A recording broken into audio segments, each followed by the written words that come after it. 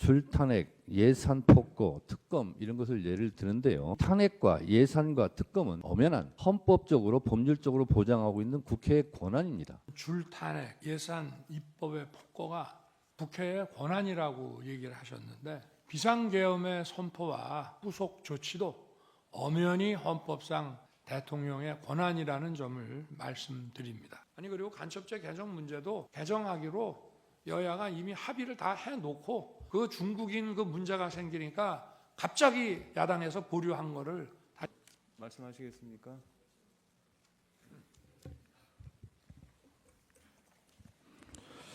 대한민국 헌법에서 규정하고 있는 계엄의 조건은 헌법 제77조 1항 전시사변 이에 준하는 국가 비상사태에 있어서 병력으로서 군사상을 필요에 응하거나 공공의 안정질서를 유지할 필요가 있을 때만 법률이 정한 바에 의하여 계엄을 선포할 수 있게 되어 있습니다. 아마도 본능적으로 신원식 증인은 이러한 사항을 알고 있지 않았나, 그래서 계엄을 반대하지 않았나, 그렇게 저는 생각이 들었습니다. 피청구인은 야당에 대한 경고성 그리고 짧은 계엄을 했다고 주장을 합니다. 그런데 경고성이라면 비상계엄 선포문에 옐로우 카드가 아닌 레드 카드보다 더 심한 야당과 국회에 대한 용어는 쓰지 않지 않았을까라는 생각이 듭니다. 국회를 범죄자 집단의 소굴이라고 표현했고, 또 이게 야당을 지칭한 거라면 더 문제가 있을 텐데 국회 야당을 지칭한 걸로 보이는데요. 국민의 자유와 행복을 약탈하고 있는 폐악질을 일삼는 파렴치한 종북 반국가 세력을 일거에 척결하고자 계엄을 선포한다고 했습니다. 과연 이게 국회에 대한 경고성과 어울리는 용어일까, 이런 생각이 들었습니다. 그러면서 줄탄핵, 예산 폭거, 특검 이런 것을 예를 드는데요. 이 탄핵과 예산과 특검은 엄연한 대한민국 국가에서 헌법적으로 법률적으로 보장하고 있는 국회의 권한입니다. 그 권한 행사가 마음에 들지 않는다 하여 국회를 척결의 대상, 반국가 집단, 범죄자 집단의 소굴로 국회를 인식했다면 이것이 과연 경고성이었을까라는 의구심은 저는 가지고 있습니다. 국회에 대해서 줄탄핵 말씀하시는데 국회에 있는 저로서는 늘 거부권이라는 말로 돌려보내드리고 싶습니다. 무려 거부권은 역대 대통령이 상상할 수 없을 정도의 25차례 정도의 거부권을 행사했습니다. 정말 경고성이었다라면 그냥 경고하면 될 것을 헌법에서 보장하고 있지 않는 엄연한 헌법 파괴 행위인 국회에 군대를 보내지 말았어야죠. 청구인은 아무 일도 일어나지 않았다라는 식으로 태연하게 말씀하시는데 지금 신원식 안보실장 등 많은 국무위원들이 이곳 헌법재판소와 국회에 증인으로 지금 소환되고 있고 수사기관의 수사를 받고 있고 내란죄로 중형을 받을 처지에 있을 뿐만 아니라, 그리고 하늘의 별이라는 군 장성들이 수십 명이 지금 수사받고 내란죄로 중형을 받을 처지에 있습니다. 이것을 대통령 단 한 사람의 지시, 명령에 의해서 수행한 사람들이, 이렇게 수많은 사람들이 고통을 받고 있는데 이런 상황에서도 아무 일도 일어나지 않았다라고 말하는 인식에 저는 동의할 수 없고, 아무 일도 일어나지 않았다라고 말하기에 앞서 아무 일도 하지 말았어야죠. 그렇다면 이런 일이 없었겠죠. 그래서 오늘 또다시 두 가지만 말씀드리자면, 제가 국회 소추위원으로 법사위원장으로 간첩죄에 대해서 거대 야당이 막았다고 그러는데 저희는 막은 적이 없습니다. 법안 소위나 그리고 법사위 전체회의에서 여러 가지 조정할 필요가 있고 좀 심사숙고할 필요가 있기 때문에 공청회 등 그런 수기 과정을 거치자라고 해서 지금 보류되어 있는 상태지 야당이 결코 막았거나 이것이 간첩죄가 무산됐다거나 한 일이 없습니다.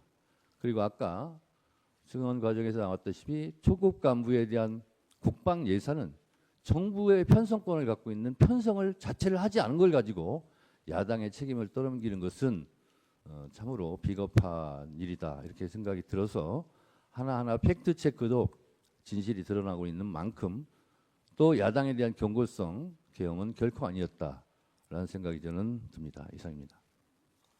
예, 본인께 의견 전술 기회 드리겠습니다.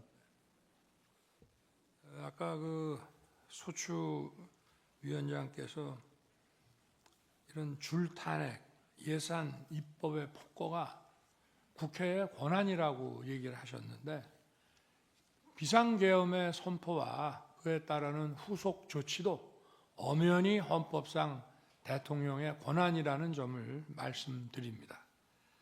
그리고 아무 일도 일어나지 않았다는 것은 바로 이 소추위원단과 민주당에서 만들어낸 내란 프레임으로 만들어낸 체포, 누구를 끌어내는 일, 그런 일이 전혀 일어나지 않았고 국민들에게 어떤 군인들이 어떤 억압이나 공격을 가한 사실이 전혀 없고 오히려 계엄 상황에서 경비와 질서 유지를 하러 간 군인들이 오히려 시민들한테 폭행을 당하는 그런 상황이었다는 그런 말씀을 드리고 정말 아무 일도 없게 되어야 한다고 생각합니다. 그리고 아까 지금 간첩법과 뭐 이런 그게 뭐 심사숙고하는 중이라고 하는데 이런 위헌적인 법들, 국익의 핵심 국익을 침해하는 법들을 아주 일방적으로 신속하게 국회에서 그렇게 많이 통과시켜 놓고 왜 이 간첩법은 문제가 많다는 얘기가 나온 지가 오래됐는데 아직도 계속 심사숙고하고 있는지 묻고 싶습니다. 그리고 법률안 거부권은 루즈벨트 대통령이나 레이건 대통령도 이미 개혁을 하는 과정에서 수백 건씩 한 바가 있습니다. 그리고 아까 국회 국방부 지휘통제실의 결심지원실에 제가 좀 시간 다른 사람들 보기에 조금 있었다고 하는 것은 제가 거기서 보려고 했던 것은 국회법이었고요. 근데 국방부에 국회법이 없는지 자꾸 뭘 검령집을 가지고 오는데 국회법이 없더라고요. 저는 사무실에서 나올 때는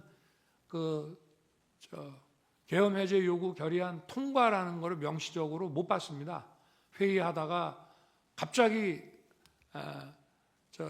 바로 옆 건물에 지통실이 있다는 생각을 하고 거기 한번 가봐야 되겠다고 해서 거기 딱 들어가니까 통과 이게 쫙 이렇게 나오더라고요.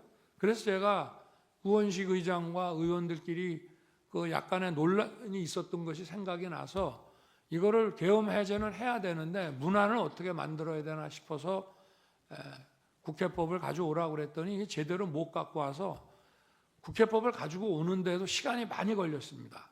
그래서 거기에 집중해서 읽고 있다가 이제 그 두 분이 오셔가지고 바로 제 방에 갔고 민정수석에게 이 문안 때문에 그러니까 빨리 좀 검토를 해봐라 해서 그냥 그대로 수용해서 하는 거로 저걸 했고요. 그러고 나서 국방장관과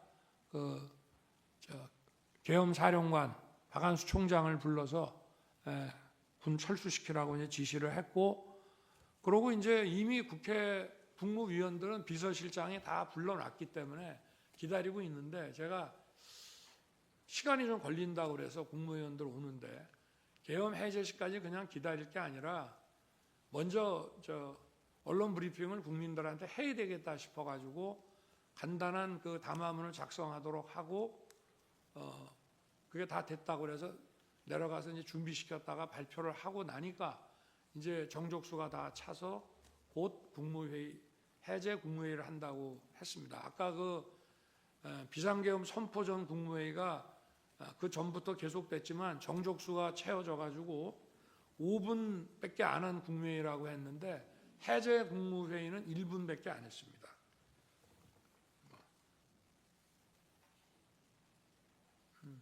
아니 그리고 간첩죄 개정 문제도 개정하기로 여야가 이미 합의를 다 해놓고 그 중국인 그 문제가 생기니까 갑자기 야당에서 보류한 거를 다시 한번 말씀드리겠습니다. 네, 이상입니다. 댓글 달고 공유하고 구독, 좋아요 꼭 눌러라. 구독과 좋아요 안 하면 섭하지.